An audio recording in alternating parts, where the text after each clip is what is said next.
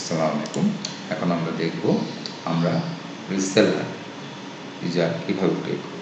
Reseller user create করতে হলে প্রথমে আমরা যাব অ্যাডে, পার্টনার লিস্টে গিয়ে অ্যাডে,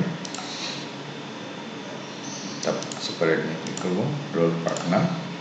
এখন আমরা ইউজার নেম দিব টেস্ট, কোম্পানির নাম test, password test 1 2 3, test 1 2 3, last name test, last name test,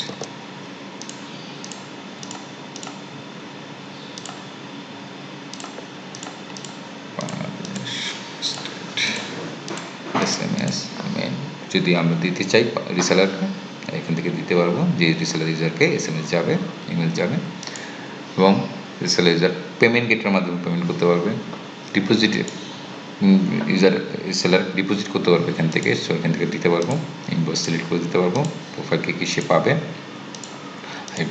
কীভাবে কোন মাইক্রোটিকে আন্ডার শেয়ার করতে পারবে, সব এখান থেকে দিয়ে দিতে পারবো। আচ্ছা, এখানে আমরা দিয়ে দিব ডিপোজিট, পার্টনার টাইপ হবে ডিপোজিট। এখানে আমরা ম্যান্ডেটরি সিলগুলো দিয়ে ম্যান্ডেটরি বিল সার্কেল দিতে পারি, যে তাকে অবশ্যই ইউজারকে এক্সপায়ারি ডেট সিলেক্ট করে দিতে হবে, ইউজারের এক্সপায়ারি ডেট। আর আপনি যদি না চান, না এই অপশন দরকার নেই, সে ইচ্ছা করলে পারবে, ইচ্ছা করলে পারবে না, তখন এটা অফ করে দিব। চার্জ ইন্টারমান, payment collection auto approve. Payment collection auto approve আমরা দেখিয়েছিলাম যে ইউজার ওই যখন আপনার স্টাফ কিংবা রিসেলার পেমেন্ট করবে তখন আপনি গিয়ে টাকাটা কালেক্ট করে তারপর ওখান থেকে অ্যাপ্রুভ দিয়েছিলেন। বাট আপনি যদি এটা দিয়ে দেন পেমেন্ট কালেকশন অটো অ্যাপ্রুভ, তখন কি হবে যে আপনার রিসেলার যাই পেমেন্ট পাবে অটোমেটিকলি সেটা ওখানে যোগ করে আপনাকে দেখা যাবে ডিউ বিল কত আছে, পেমেন্ট কত হয়েছে। সো এটা আমরা রিসেলের ক্ষেত্রে অটো দেওয়াটাই বেটার, কারণ অনেক রিসেলার করতে চান এগুলো, অনেক রিসেলার এগুলো বুঝেই না। সো এটাকে প্রলং এক্সপায়ারি ডেট দিয়ে দিব, ইউজারের SMS কয়দিন আগে যাবে এক্সপায়ার SMS, কোন জায়গা থেকে সে কানেক্টেড, এখানে ক্রিয়েট ইউজার এডিট এক্সপাইরেশন এটা অফ করে দেব, কারণ এটা অফ করাটাই বেটার। তাহলে রিসেলার যখন ইউজার ক্রিয়েট করবো তখন সে এক্সপায়ারি ডেটটা সেট করতে পারবে না। এখন সাবমিট দিয়ে দেবো, সাবমিট দেওয়ার পরে টেস্ট হয়ে গেল। এখন আমাকে একটা ব্রাঞ্চ অ্যাড করতে হবে, অ্যাডমিনিস্ট্রেশন ব্রাঞ্চ টেস্ট ইউজারের জন্য।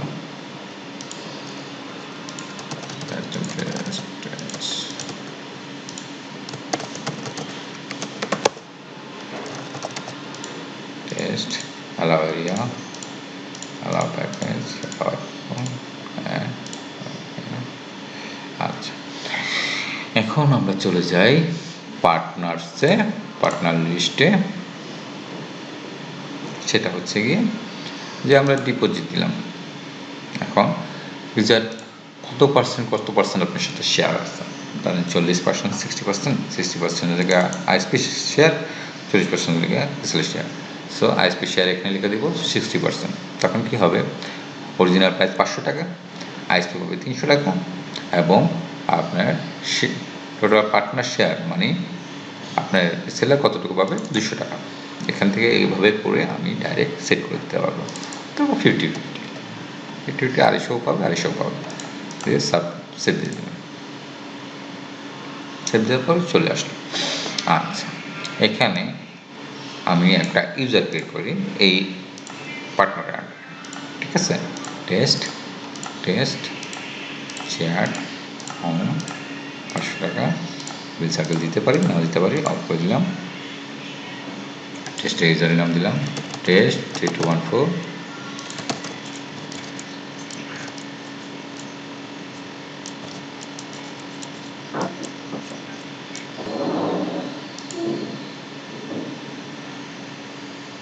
আচ্ছা আমার রিসেলারের ইউজার। একটা রিসেলার ইউজার যদি আমি রিনিউ করতে চাই তখন এখানে কি দেখাবে, এখানে ব্রেকডাউনটা এভাবে দেখাবে। 500 টাকা, 250 টাকা হচ্ছে গিয়ে তার প্রাইস, এবং তার পেমেন্ট করতে হবে, আপনার রিসেলারের পেমেন্ট আপনাকে করতে হবে 250 টাকা। বাট কথা হচ্ছে কি এখানে পার্টনার ব্যালেন্স 0, মানে আপনার রিসেলারের কোনো অ্যামাউন্ট দেন না এখন পর্যন্ত। সো প্রথমে কী করতে হবে, পার্টনার ব্যালেন্সে চলে যেতে হবে, তারপর টেস্ট ইউজারকে আমি ক্রেডিট অ্যামাউন্ট, ওকে আমি দিলাম 10,000 টাকা, অ্যাড অ্যামাউন্ট সাকসেস, 10,000 টাকা যোগ হয়ে গেছে। ধরেন ভুলবশত আমি 10,000 দিয়ে দিচ্ছি, আমি আরেকটু কমাতে চাই। ধরেন এখান থেকে আমাকে ডেবিট অ্যামাউন্ট 10,000 দিয়েছি, ধরেন আমি 2,000 টাকা কমাতে চাই। 2,000 টাকা দিয়ে কমার্শিয়ালি কমে দিলেন অ্যামাউন্ট, তার 2,000 টাকা কমে গেছে। এই যে এখন পার্টনার পেমেন্টস রিপোর্ট, এখানে পার্টনার ব্যালেন্স রিপোর্ট, এখানে তার ব্যালেন্স শো করতেছে 8,000 টাকা, অথবা পার্টনার পেমেন্ট রিপোর্ট এটা, আর পার্টনার ব্যালেন্স রিপোর্ট হচ্ছে এটা। ব্যালেন্স রিপোর্ট হচ্ছে গিয়ে আমি একটু আগে তাকে 10,000 টাকা দিয়েছি এবং পরবর্তীবার থেকে 2,000 টাকা দিয়েছি, এখানে ডিটেলসের লগ শো করতেছে। পার্টনার শেয়ারিং রিপোর্ট, এটা সম্পর্কে একটু পরে আলোচনা করব। এখন আমরা চলে যাব রিসেলার প্যানেলে। রিসেলার প্যানেলে লগ আউট করতে হবে। লগ আউট করে এখানে ইউজারনেম দিতে হবে টেস্ট 1 2 3। রিসেলার প্যানেলে চলে আসলাম। রিসেলার প্যানেলে চলে আসার পরে এখানে আমাকে দেখাবে রিসেলার ব্যালেন্স কত আছে, এবং এখানে সে ডিটেলস দিতে হবে। সে যদি অ্যাড মানি দেয়, আমার যদি পেমেন্ট গেটওয়ে অ্যাড করা থাকে, তাহলে আমি এখানে পেমেন্ট গেটওয়েটা সিলেক্ট করে, ধরেন আমি 2,000 সিলেক্ট করলাম, পেমেন্ট গেটওয়ে সিলেক্ট করে অ্যাড দিলেই আমাকে সরাসরি পেমেন্ট গেটের মাধ্যমে নিয়ে যাবে এবং আমার 2,000 টাকা এখানে অ্যাড হয়ে যাবে। আচ্ছা, এখন আমরা যাই ইউজার লিস্টে। এখানে ইউজারকে সে রিনিউ করবো। রিনিউ করতে হলে রিনিউতে ক্লিক করব, দেখাচ্ছে 500 টাকা, 500 টাকা এবং 250 টাকা। ও আচ্ছা, রিসেলারকে আমরা এখন পর্যন্ত পেমেন্টের জন্য কোনো পারমিশন দেওয়া নাই। সেটাকে আমরা ঠিক করতে হলে কী করতে হবে? প্রথমে আমরা অ্যাডমিনে চলে যাব।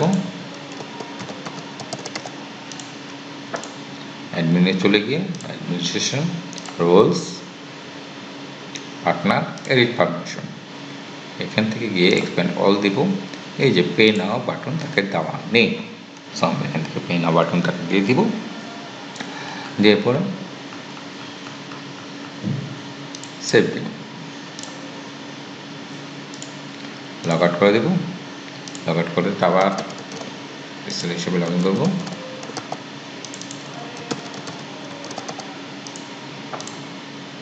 লগ ইন করার পরে চলে আসলো। So user list, renew, pay now button চলে আসলো। এখন আছে তার 8,000 টাকা। 8,000 টাকা সে এখন যখন পে নাও দিবে, সে তার কী মতো কবে নিচ্ছে সেটা শো করবে। পে নাওতে যখন দিবে তখন কি হবে, এই যা রিনিউ হয়ে গেছে 500 টাকা দেখাবে তার এখানে, বাট ফাইন্যান্সে গেলে এখানে 500 টাকাই দেখাবে, কারণ এখানে ইউজারের যে ইনফরমেশন হয়েছে ওই ইনফরমেশন এখানে ঠিক আছে। এখন ব্যালেন্সে যাই। ব্যালেন্সে যাওয়ার পরে এখানে কি দেখাচ্ছে, সে 8,000 টাকা ছিল, 8,000 টাকা থেকে তার এখান থেকে 250 টাকা কেটে নিয়েছে, debit against customer ID to added by test, মানে উনি। সো এইভাবে করে উনি ওনার ডিটেলসটাও এখান থেকে দেখতে পারবেন। ফাইন্যান্সে গেলে, বিলিং ওভারভিউতে গেলে সে তার ইনফরমেশনগুলো, ইউজারের ইনফরমেশনগুলো দেখতে পারবে, কীভাবে পেমেন্ট হয়েছে। অনলাইন পেমেন্ট হলেও এখানে তাই শো করবে। এটা হচ্ছে ড্যাশবোর্ডের কাজ। Add money, invest money, and এখানে আপনি আপনার মন মতো করে ফিল্টার করতে পারবেন। ওপরে পুরো ফিল্টার অপশনগুলো আছে, অ্যান্ড এক্সপোর্ট করতে পারবেন, এক্সেলে আউটপুট নিতে পারবেন, সব কিছু করতে পারবেন। ধন্যবাদ।